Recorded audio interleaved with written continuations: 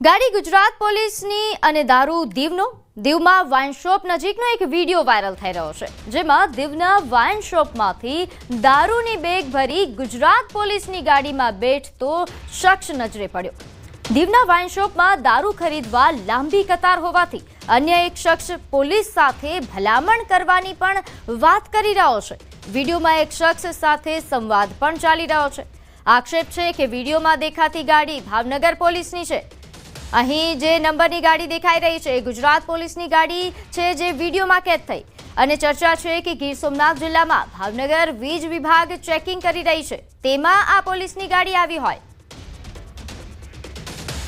ત્યારે હાલ આ મામલે વધુ વિગત સાથે દિનેશ સંવાદદાતા આપણી સાથે જોડાઈ ગયા છે. દિનેશ, દીવમાં જે આ વિડીયો વાયરલ થયો છે, દારૂ ખરીદવા માટે પોલીસની ભલામણ કરાઈના આક્ષેપ થઈ રહ્યા છે, સમગ્ર મામલો વિગતે જણાવશો. જી બિલકુલ, ખાસ કરીને પહેલા તો હું આપને જણાવી દઉં કે દીવમાં જે આ વાઇન શોપ છે, ત્યાં વાઇન શોપ આગળ બહારથી આવતા જે ટુરિસ્ટ હોય છે, પ્રવાસીઓ હોય છે, તેઓ પોતે દારૂની ખરીદી કરતા હોય છે અને પોતપોતાના જે તે હોટલો અથવા તો રિસોર્ટમાં તેઓ રહેતા હોય છે, ત્યાં મોજ મસ્તી કરતા હોય છે. ત્યારે બીજી તરફ જે દ્રશ્યો સામે આવી રહ્યા છે, તેમાં પોલીસ પોતે આ વાઇન શોપમાંથી દારૂ લઈ અને ગાડીમાં એક શખ્સ બેસે છે, તે પ્રકારનો વિડીયો છે તે વાયરલ થયો છે. જોકે વિડીયોમાં જે પ્રમાણે દેખાઈ આવે છે તે પ્રમાણે દારૂ લેવા માટે થઈને લાંબી કતાર લાગી છે અને તે કતાર હોવા છતાં પણ અન્ય એક શખ્સ છે જે વિડીયોની અંદર દેખાઈ નથી રહ્યો, પરંતુ તે શખ્સ છે તે પોલીસ કર્મીને કહી રહ્યો છે કે પોલીસની ભલામણ કરો. જે આભાર માહિતી આપવા બદલ. તો વાત કરી સુરતની. અહીં બેકાબુ કાર ચાલકે અકસ્માત સર્જ્યો. એક કાર, 3 બાઇક તેમજ રોડ પર બેસેલા લોકોને અડફેટે લીધા. માંડવી જંખવાવ માર્ગ પર અકસ્માત. કારમાં જોવા મળી બિયરની ટીન અને નશામાં કાર હંકાર્યા હોવાની શંકા.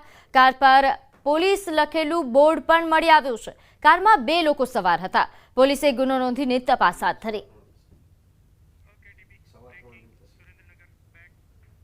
તો સુરેન્દ્રનગરના વઢવાણના ગેબન શાપીર સર્કલ પાસે રાત્રે બેફામ કાર ચાલકનો આતંક સામે આવ્યો. અહીં અલગ અલગ વાહનોને અડફેટે લીધા.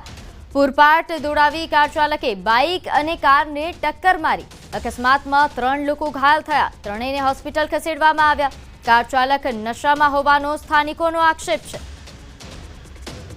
હું અહીંયા કામથી અત્યારે જતો હતો, તો પાછળથી એક અજાણ્યો વ્યક્તિ આવીને બેફામ ચલાવતો હતો અને પીધેલી નીચે ઉતરતી એવું લાગ્યું કે પીધેલી હાલતમાં હતો અને મારી ગાડીને ટક્કર મારી. અને સાથે એક નાની એવી દીકરી હતી 3 વર્ષની, એને ઈજા થઈ. હવે ખબર નહીં એને ભગવાન બચાવે કે ન બચાવે. તો આ મામલે સંવાદદાતા અક્ષય આપણી સાથે જોડાઈ ગયા છે. અક્ષય, સુરેન્દ્રનગરમાં બેફામ કાર ચાલકો જે બેફામ બન્યા છે તેમને લઈને વધુ વિગત, અને આજે ત્રાસ સામે આવ્યો, અકસ્માતનો આજે બનાવ સામે આવ્યો, તેને લઈને વિગત જણાવશો.